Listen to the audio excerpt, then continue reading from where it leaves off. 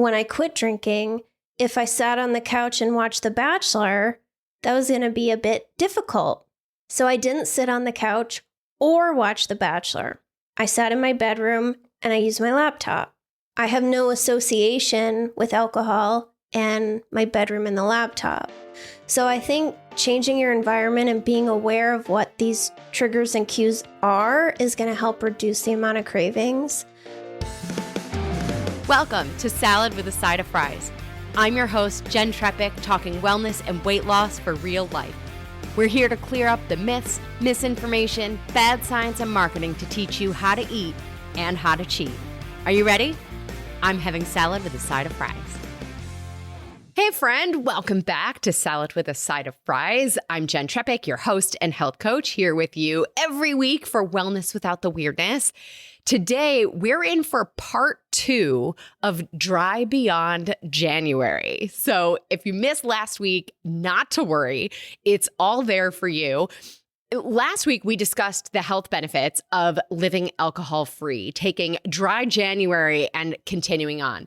Today, we're going to talk about the more practical side, the real life side, and the reality of learning to live a bit differently when we're removing alcohol. To help us, I have the most wonderful expert. So let me introduce you. Her background is in biochemistry, and while she worked in labs for almost 6 years, she had a personal transformation in 2019, deciding to give up drinking for good. From there, she started her podcast, Sober Powered. Since 2022, she left the biotech world behind to be a full-time podcaster, coach, and adjunct professor of chemistry. She's truly changing lives through sober coaching and anger management. She helps people learn how to manage stress and emotions without needing to use self-destructive behavior to turn down the intensity. Bringing her biochemistry background and lived experience together, she helps people understand their motivations and behavior, reduce shame, and guides them along the path of positive change. Without further ado, I give you my friend, Gillian Tietz. Thank you so much. What a nice intro. You're welcome. I'm so glad we're finally doing this. Me too. I feel like it's weird to actually see you on a screen because I've only seen you in person. I know, which is the opposite, I feel like, of most people we know now. Yep. Yeah. The exact opposite. Yeah. But so filling everybody in, Jill and I met at a podcast conference. Was it 2021? I think 2022 and then multiple every year though. Yeah. Exactly. It's nice to see you every 6 months in person. It is. You know.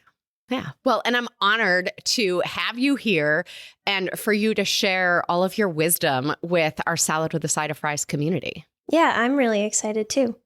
Good. Awesome. So we heard a bit of your story in introducing you, but I want to dig more into that. Really quick, though, we have to tell our members what they're getting this week. So members, your recipe this week is for swordfish with crushed olives and oregano. Now, I know a lot of you are like, no to the swordfish, no to the olives. I don't think so.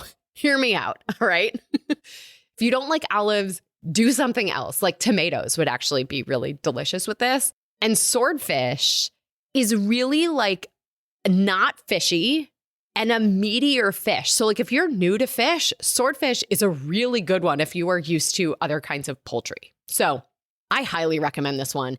It is great if you are ready to expand your repertoire this January. So if you want this recipe, be sure you're a member. Go to glow.fm/salad with a side of fries. For just $10 a month, you get weekly recipes, a monthly article or tool, extra discounts from me and our partners, plus access to live Q&A sessions. It's a total deal. I say it all the time. It's a steal because when you take advantage of the full offerings, you're going to save far more than that $10 cost. It's truly a no-brainer way to show yourself that your health is a priority. Plus, your membership supports this podcast and this community, so we can continue to do this with you every week. So remember, you're going to go to glow.fm/salad with a side of fries, or just click the link below in the episode notes because that's a lot easier. Once you're there, you're going to click the little I agree button and then support now. Enter your email and payment info, click subscribe, and you're all set. You're going to get this week's recipe for the swordfish with crushed olives and oregano. Okay, Jill, spotlight on you. Take us back to November 9th, 2019. You made a decision to stop drinking once and for all.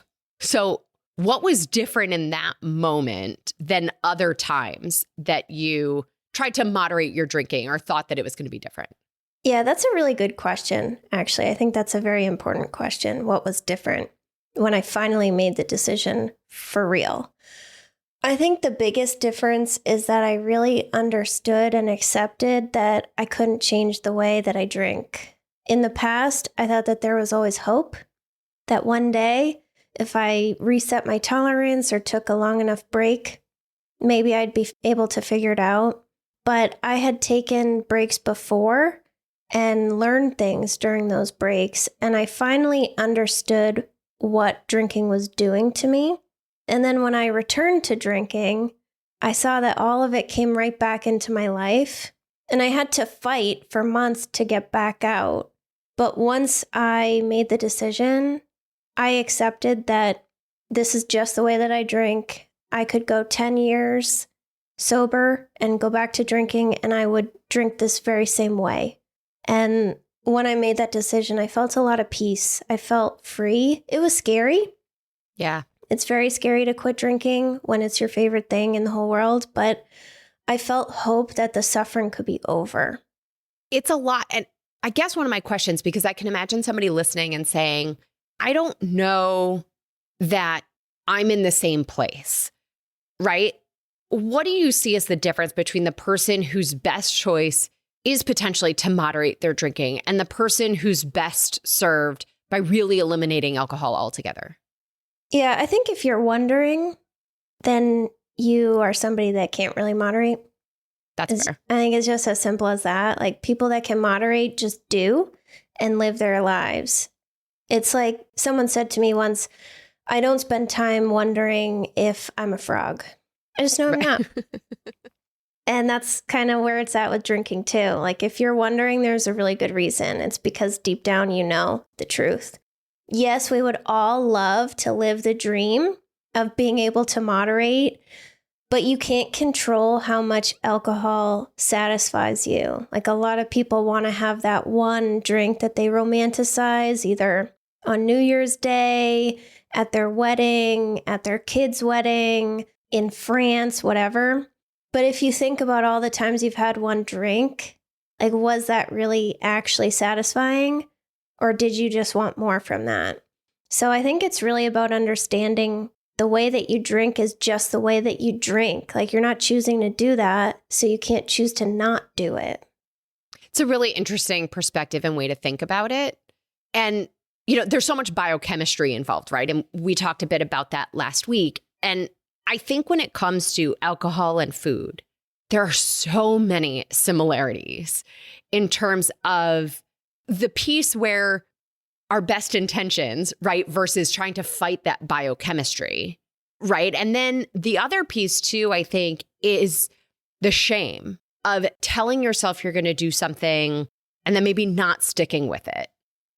How did you come to sort of reconcile that? And how do you help people even overcome the shame around all of this? The shame is a huge part of it.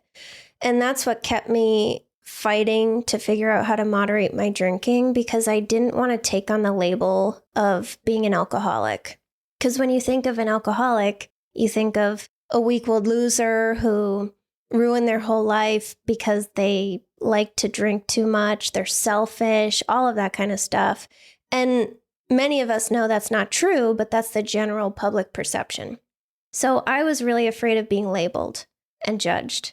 So if I could learn how to moderate, I wouldn't be all those negative things associated with the label.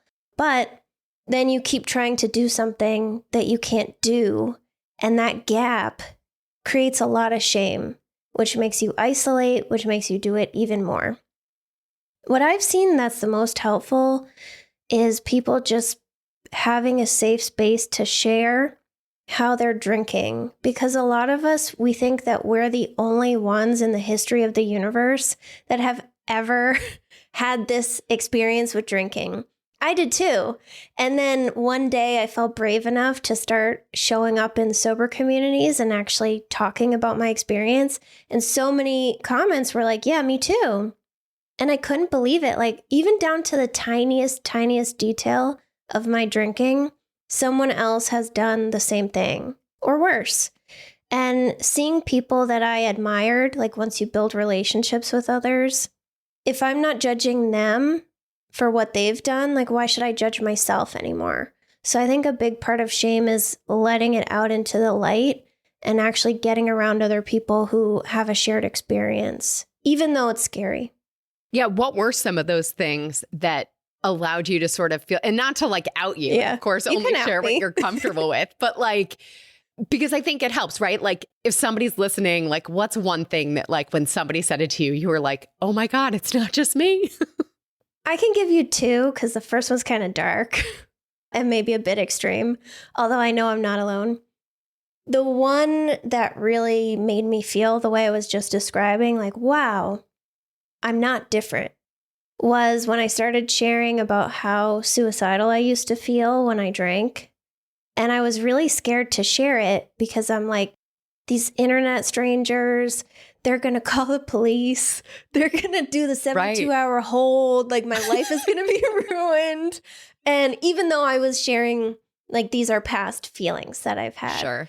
And I finally got the courage to share. I think I was like 4 months sober. And so many comments, so many people messaged me and they were like, me too. And they told me about their experience. And I was like, wow, I thought that was a me thing. I thought that was because I was a loser. And I think the other big one was the 3 a.m. anxiety. I thought that I was the only person waking up with a racing heart at 3 o'clock in the morning because I drank more than I said. And then, beating myself up for being a loser. And hearing that basically everybody does that made me a little bit more open-minded so that I could receive support from others in an easier way. Yeah. I'm even thinking as you're saying this about times where I felt like something was wrong with me, that I would eat this thing or feel like I would breathe and gain weight, or all these things. And it's so much, it's so similar. It's like uncanny, The difference though is that people could go the rest of their life without drinking. People can't go the rest of their life without eating.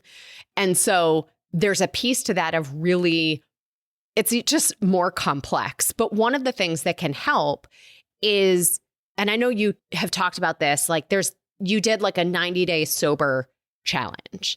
And I think when people do dry January, that's kind of where their head's at, right? Let me see if I can do this. What do you see as the pros and cons of that kind of an approach? I think it's really good. I think everybody needs to commit.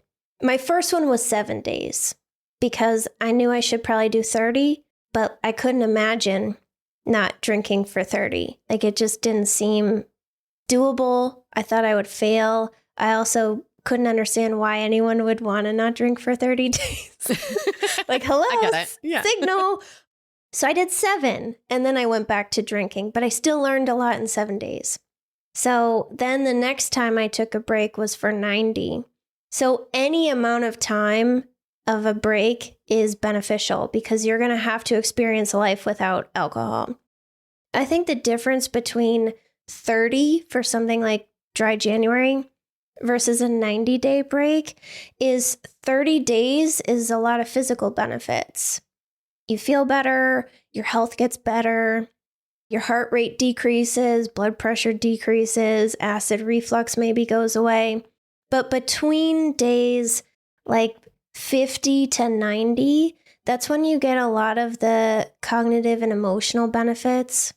So if you go back to drinking at 30 days, and this is the con of a 30-day challenge, you might not get a full appreciation for your drinking. And I think that's hard to understand. Like I did 30 days. I think I know what my drinking's like. But even if you know, maybe you don't fully get it. Like I had an epiphany moment when I was around 60 days sober. Even though I knew I had the 3 a.m. anxiety, I couldn't fully link it until my brain had cleared up. And then closer to 90 days is when the reward system starts to recalibrate and regular life feels a little bit more rewarding for you. So I think those experiences are really essential. So that would be my con. But 30 days is better than no days. So there's a lot to learn. Like there's, 4, maybe 5 weekends that you have to deal with without drinking. So any break is a good break. I love it. And you're going exactly where I wanted to go next, which is, yeah, perfect. The practical piece, right? Weekends. For a lot of people, weekends are more challenging than weekdays. What are some of the biggest, I'm sort of struggling, going back and forth in my head. Like, do we talk about the biggest challenges and then, or do we just start with weekends for a second? So the biggest challenge of a weekend is maybe all you typically do on the weekend is sit around and drink or recover from drinking. That's all I did. I used to say, at least I don't drink in the morning, except Saturday and Sunday. I would be like in the parking lot for the bar at 10:58, like ready for them to open for brunch so that I could get my favorite seat at the bar. But that's not the morning, right? So when you remove that, you have actually nothing to do because all you did was sit around and drink, and that's very intimidating. So now you have to fill up 48 hours of time, not just like the evening now. And the way that I did that when I did my 7-day break is I looked on the Boston events website and I just scrolled to see what was going on near me. And I found a grilled cheese festival. And I would have never gone to that previously because they didn't serve alcohol at it. So I wouldn't have bothered. So I thought it was perfect. So we went to the grilled cheese festival and we tried all these different samples, and it was at a garden. So we walked around the garden and I just had a positive, no alcohol experience. And it was fun. And it was kind of surprising that I enjoyed it. And then I planned a very specific place to go to dinner where I had never been, because the associations that we have between alcohol and certain places or cues is powerful, and that's going to set off a craving or just feeling deprived.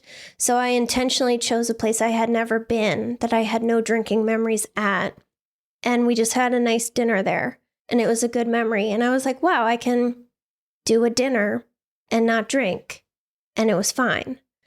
So I think things like that are helpful, but don't just do what you have been doing with no alcohol, because you're going to suffer. You're going to feel like it's not worth it, that sobriety is boring, and why would anyone do this? You've got to do different stuff.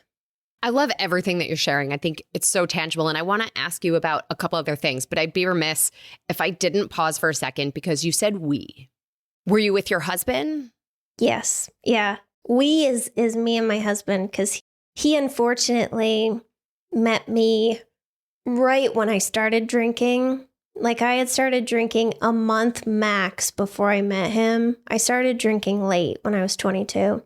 And he watched the whole thing. He watched it just descend into a nightmare, stay a nightmare. He observed my life become something where I had some life, but I really liked drinking. And then it switched to all about the drinking. And then he was there for the whole sobriety journey, all the moderation attempts. So he was always there for me. He's a good dude. I was going to say, that's amazing. And I'm like, does he want to join us? Like, but like, what role, like you mentioned before, connecting with other people who weren't drinking, to have that support in that community. What do you see as the role for the significant others or the friends or those kinds of the support system around someone who's not drinking, whether that's our listener or our listeners telling people in their life what to do for them in this moment when they want to be dry beyond January? Yeah, I think that you should take a break from hanging with your drinking buddies. A lot of my friendships at the time, we were friends because we both loved to drink. And that was what united us. So I tried to stay friends with some of my drinking buddies, and it just didn't work out when one person doesn't want to drink anymore. And that's fine. So I would avoid the drinking buddies while you're getting used to it. And I also asked my husband if he could take 3 weeks off of drinking himself to help me just get used to the change. He's a moderate drinker.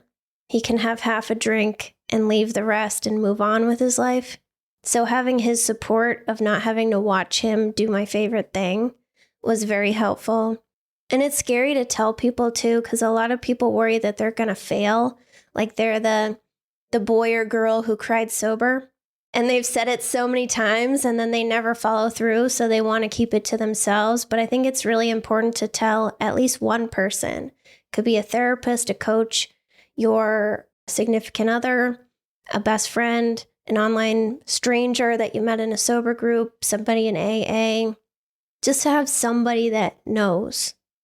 Yeah, for sure. So we have to pause to take a break to highlight our partner for this episode. And then I want to talk about more of those challenging situations.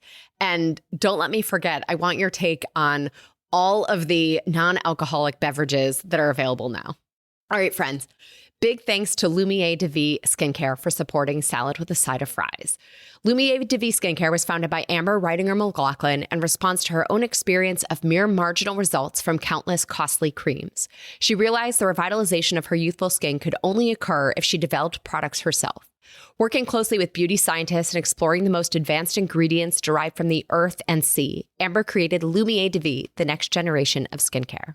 The extensive line of luxury skincare products is designed to address all skin types and concerns with the highest quality natural ingredients and powerful formulas that help heal, soothe, moisturize, and protect. Lumiere de Vie acts as first aid for your skin. The result, rejuvenated, luminous, beautiful looking skin. So in thinking about things that we can do for ourselves and treat ourselves, I think skincare is a great tool for that. I love all of the Lumiere de Vie serums, but maybe this year you want to create a new ritual for yourself. And so I highly recommend it's the Lumiere de Vie Anti-Aging Biocellulose Mask. So it reminds me of the ones that I was seeing like all over Instagram for a while. The ingredients are amazing. It's a pack of 5 masks for just $48. Another product that I don't think I've mentioned to you before is called the Essence. It's a hydrating tonic that moisturizes, works with the microbiome of the skin to calm and smooth and soothe it. It reduces redness, among many other benefits. So you put it on after your toner, before your other serums. That one is just $32. And all of these prices are before your 10% off and free shipping for being a Salad with a Side of Fries listener. So simply text the word SKIN, SKIN, to 844-947-4846. You'll receive the link and coupon code right to your phone. Again, simply text the word SKIN, SKIN, to 844-947-4846 to try Lumiere de Vie Skincare at 10% off and free shipping. This is a toll-free number. Standard text and data rates may apply. Okay, Jill. Challenging situations, things that people probably aren't thinking about. So we talked about weekends. What else are some of those ones that people are probably not having a plan for? The one that I see come up the most is people think that they don't have very many benefits. And they're like, why am I doing this? This is silly. Like, there's no point. This is too hard for not enough payoff. So I might as well just drink. People complain about being really tired. That's something I think that's a bit more unexpected when you quit drinking. And they're like, oh my gosh, it's been 10 days or it's been 2 weeks and I'm still so tired. So being able to have patience, like, how many years did you drink? You know, you're going to be tired in the beginning. And the last one is thoughts of moderation and being cured. That's a big one. A lot of people wonder if it's been long enough. Maybe they can drink again. Maybe they went overboard with this whole sober thing. Maybe they can figure it out. And then they try, and then they're reminded of why they took the break. Yeah. Do you have, I know, so we talked about it before, you were with your husband. Do you have clients, though, who are dating? And how do we help people through, you know, in all the irony? The first episode ever of Salad with a Side of Fries was the truth about alcohol. And that the challenge with our health and alcohol is so connected to the liver rather than the quote unquote calories that we've always been told. And I remember in there, I kind of made a joke of like, I guess you could date sober, but you know, so what recommendations or tips do you have for people dating? Yeah, I do have some clients that are dating or venturing into the dating world. It's scary because you're just you all the time. And maybe you feel like you're more fun when you drink. I swear you're not. I promise you are definitely not. I would say to really control the activity until you feel comfortable. So meeting for coffee, meeting for lunch, going to a museum, going on a walk, meeting, I don't know, at the beach for a walk, whatever. A non-alcohol focused activity. So don't meet for dinner or drinks. Yeah. Until you feel comfortable. Anybody that has a problem with you not drinking is doing you a really big favor. So you don't have to waste your time dating them. I know we worry that like it's us and we're not going to be accepted. But if somebody feels like it's essential that their partner drinks, that's not the relationship for you. Most people are not obsessed with alcohol, and they will be fine being with someone that doesn't drink. You don't have to use the word sober unless you want to. You can say you're alcohol free. I'm doing a 90-day challenge with a friend. I'm doing dry January, whatever you want to say. I would avoid making weird excuses like being on antibiotics because that's just TMI. It's just not required. No one needs to know whether you are or not. Also, if you're going out with a drinker, like if you went out with me back in the day, I would have told you about all the times that I drank on antibiotics and it was totally fine. And now you have to find a new excuse. So overall, I would just say you care more about what's in your cup than anybody else. And people that do not accept you for not drinking, they're saving you a bunch of time. 1,000%. I also think putting it in, especially now because so much of dating is online, put it in your profile. Mm-hmm. Take the weight off of having to have that conversation when you meet someone or, you know, having them guess why you're suggesting the coffee date, the lunch, the walk or whatever, you know, and then I think that's a bit of a weight lifted also. Yeah, a lot of the apps, I'm glad that you brought that up, actually. It's been a bit for me since I dated. A lot of the apps will have a thing that you can put that you don't drink or you drink a little or that you're sober. Some actually let you put that you're sober. And then you can kind of screen people that way. I also recommend that people send a heads up text because I think that can help. So then there's no conversation in person and no awkwardness. Just, hey, you know, I wanted to let you know that I'm doing dry January. I'm doing a 90-day alcohol-free challenge with a friend. So I'm not drinking right now, but it's totally okay with me if you do. I'm really looking forward to seeing you on Saturday. And then if they have a problem with it, they'll tell you right then. And then you don't have to go. Yeah, love it. What are some strategies too for, you know, you were saying nobody really cares what's in your cup, right? So although January, right, a lot of the holiday parties have all ended, but, you know, there are certainly family gatherings or events or work things or stuff where you feel like you do have to go. And, you know, there's a lot of strategies out there, but I'm really curious what you help your clients do in those situations. Yeah, so there's a few options. You can own it, which, you know, most people don't want to. You can make excuses, which I don't recommend because, like I said, people will happily find reasons for you to not have the excuse. Or you can do the fly under the radar approach, which I think is very beneficial. A soda water with a lime in a short glass looks exactly like a vodka soda. No one's going to ask like, oh, what's that? They just can assume what it is. There's so many non-alcoholic beers that are awesome. With mocktails, what I did when I was in early sobriety and at a work party, I went up to the bartender by myself and I said, very quietly, I said, hello, I don't drink. Can you please make me some kind of mocktail? I literally don't care what it is. And I don't know what he made me. It was delicious. And I had something to hold and I felt more comfortable. And then if you use that strategy, when people ask like, oh, what are you drinking? That looks so good. You just say, I don't know. I asked the bartender to surprise me, but it's really good. And then they're like, wow, that's so cool. You're so adventurous. And then you never have to tell them what it is. So I think NA drinks, if it works for you, are very useful. If it doesn't, soda water in a short glass. Yeah, for sure. And I even, friends when they're early on in pregnancy will do the same thing. They'll go to the bartender, like, no matter what I order, make mine non-alcoholic, or whatever. And so, but I think taking that and saying, I also think it can be a weight lifted too, to not have to announce it again, or make it a thing unless you want to.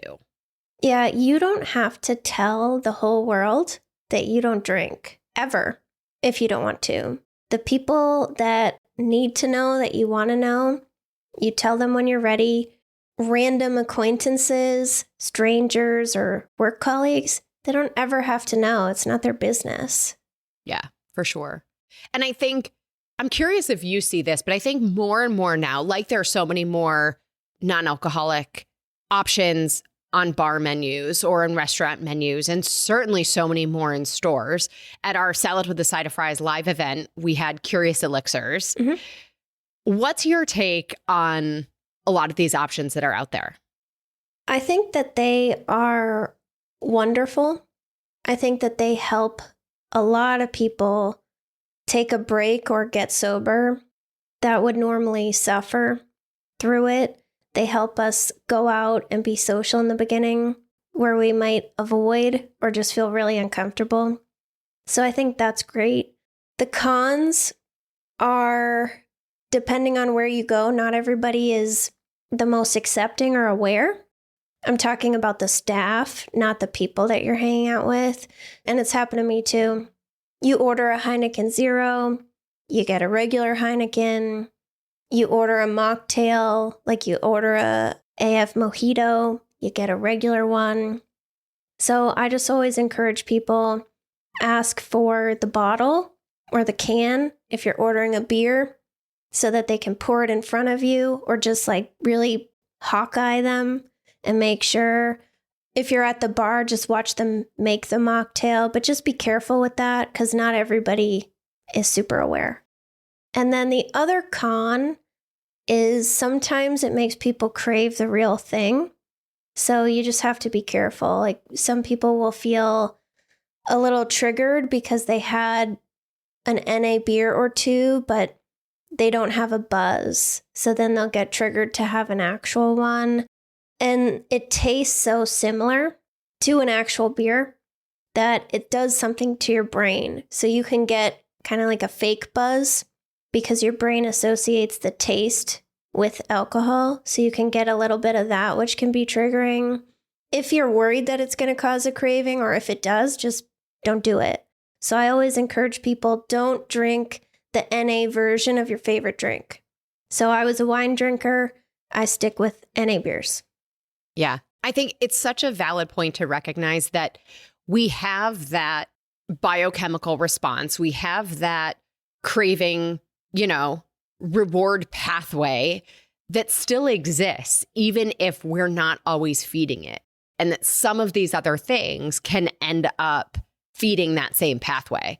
So I 1,000% agree. And I think the other side of that, though, is that it has become much more common for people to choose to not drink, even if there isn't necessarily a moderation challenge, right? Like I do think that some of these have made it much more socially acceptable. Yeah, it's cool now. I went to a wedding, I don't know, a year ago or something, and they ran out of Heineken Zeros at the cocktail hour. Because everybody, and I was like, come on, this is for me. Like, why is everybody drinking mine? And that's because it's cool now. So it's a whole different world than it was 5 years ago, 10 years ago. And all sorts of people drink NA drinks, whether or not they have a problem. So it's not this like alcoholic alert thing that it used to be when it was just O'Doul's. Yeah. One of the other things that I think is such a similarity between all of this stuff is the path is not linear, right? Any kind of behavior change is not linear. We have an episode from last fall about relapse rate. And there's also this reliance on willpower for all of these things. And then we also talk about, understanding cravings and motivation and all of these other things that are at play. What are some of your top recommendations for learning to ride the wave of those cravings or handle some of those moments and situations and nonlinear experience? Yeah. Sometimes willpower is necessary, but willpower is not going to get you through. So the best advice that I have is to reduce the amount of triggers and cravings that you have by changing your environment. Your brain has built a lot of different cues based on where you physically are in your home or your restaurants that you like to visit or the emotions that you feel. And we can't just change those, obviously, but we can learn to manage them. But I used to just sit on the couch and get drunk and watch The Bachelor. And when I quit drinking, if I sat on the couch and watched The Bachelor, that was going to be a bit difficult. So I didn't sit on the couch or watch The Bachelor. I sat in my bedroom and I used my laptop. I have no association with alcohol and my bedroom and the laptop. So I think changing your environment and being aware of what these triggers and cues are is going to help reduce the amount of cravings. And on the emotions side, eventually you're going to learn how to pause and make the decision that you want to make. But I just encourage everybody to reflect. Maybe in the moment you're super reactive. Maybe you do drink because of it. We all make mistakes in the beginning. But spend some time looking back on it and seeing, did I actually need to drink? What was going on in this situation? What could I do better next time? If stress is making you want to drink, try some other ways to manage stress during the day before it becomes an emergency. A lot of times we just wait and stuff our emotions until it's an emergency. And then you don't have that many options to deal with it. So you try to use willpower, which doesn't really work. And then sometimes you cave. So that's not a good strategy. But number one, I would say change the environment. Get rid of the cues. Take a different route home from work. Sit somewhere else in your house. Go to different restaurants. Awesome. Yeah, 1,000%. I know that we only scratched the surface of all of these things. But in this moment, anything else that you want to share, something we'd be remiss if we didn't say? I would just say that if you're taking a break or you're wondering if you should take a break, there's a really good reason for it. And I would just encourage you to get curious about that reason. It doesn't mean that you have to be sober forever right now, but you definitely have a legitimate reason for considering it. And drinking doesn't get better. It gets progressively worse. I can remember discrete moments in my drinking timeline where it got worse. I remember the exact moment where I couldn't choose whether or not I drank anymore. I just had to drink every day. It's just going to keep getting worse and worse and worse until you're forced to deal with it. So I think dealing with it when you begin to question it or when you've been questioning it for a bit can allow you to learn some other coping skills. And maybe eventually you learn that you don't need alcohol, that it has nothing to offer you. Yeah. And I think to your point before, you don't have to figure this out alone. There are plenty of resources. Jill is an absolute resource. As you say often, consume sober content, right? So check out Sober Powered. I'll have you plug everything in a second after our rapid fire off topic questions. But I just want to give everybody, just in case, the national helpline if you need it, 1-800-662-HELP. So 1-800-662-4357. There are people 24/7 available to help and support you. All right. On that, Jill, are you ready for our rapid fire off topic questions? I'm ready. All right. What's the best thing you've done for your health this week? What's the naughtiest thing you've done related to your health this week? Because, balance.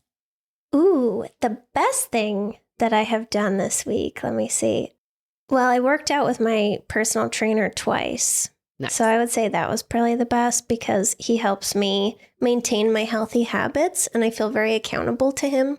So it invades all areas of my life. The worst thing that I did for my health this week is I totally had a glazed donut for my pre-workout snack before training.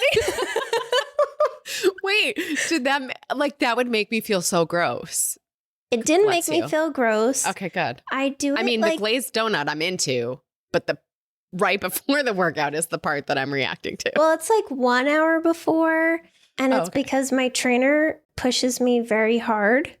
Like we're working on getting my deadlift to 225. So he pushes me very, very hard. So I actually require the food The energy. glycogen, yeah. Yeah. So I was like, I'm going to use it in the training thing. So, and there's no guilt. I chose it. I knew all about it, and there's no guilt. But it definitely, 100%. was a naughty choice. I love it, though. All right. If you weren't a podcaster and coach and professor, what would you do? Okay. I would really love to be an FBI agent. That's amazing. Did you ever watch 24? Of course. Jack Bauer, the hero. Right? So I wanted to work at CTU and just be one of those agents. No, like in the field. Okay, nice. Yeah. Yeah, not a nerdy agent, like in the field, like a cool agent. And wear the suit.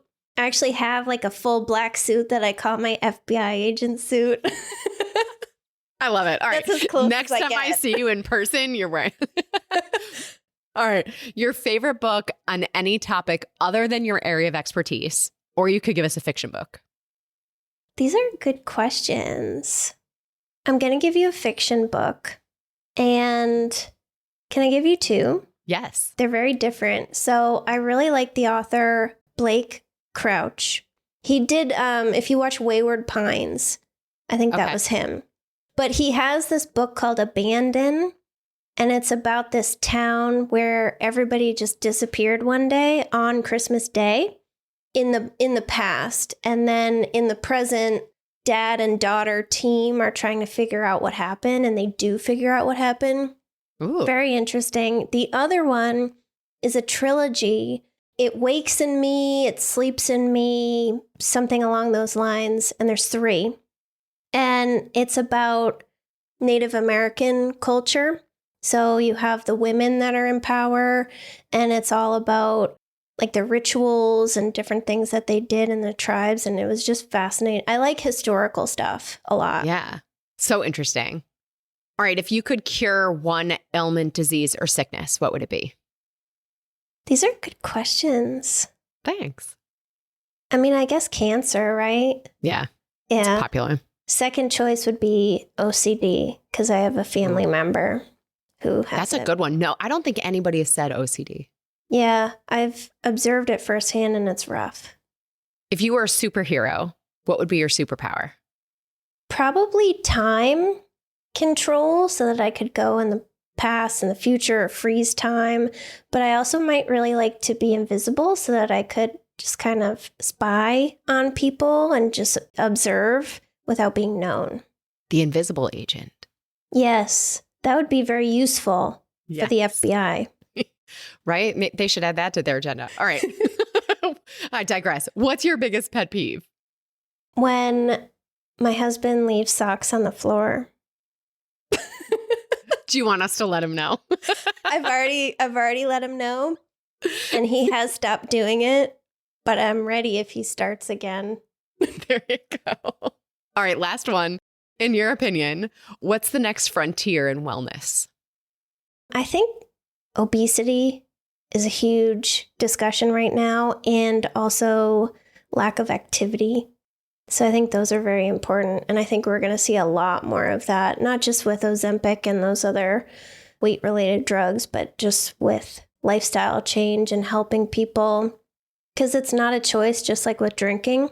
So helping people understand how to change their lifestyle and how to actually want to. Yeah.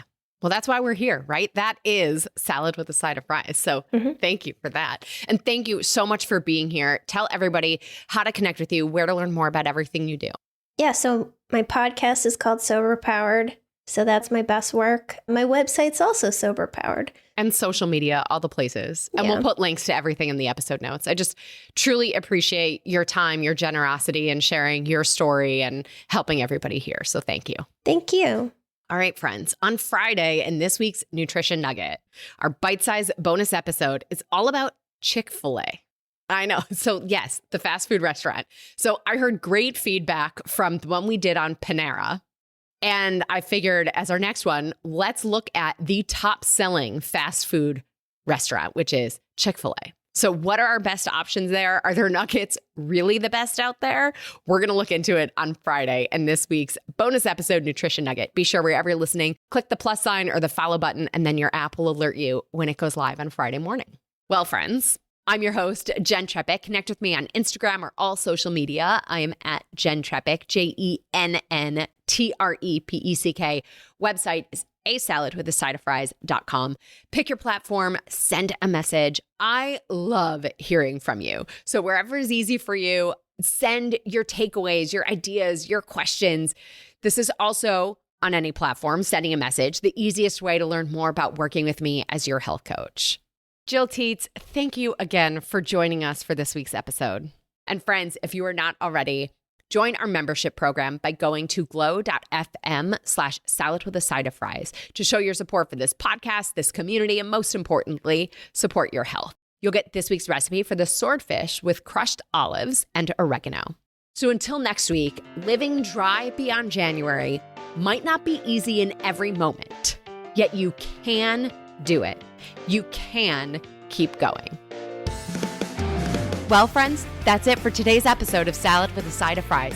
Congratulations for making yourself and your health a priority. Thanks so much for joining us. Be sure to click subscribe or follow on your favorite podcast platform. Share us with a friend, and we'll be back next week. Always remember, you deserve it, and you are worth it. Happy healthy.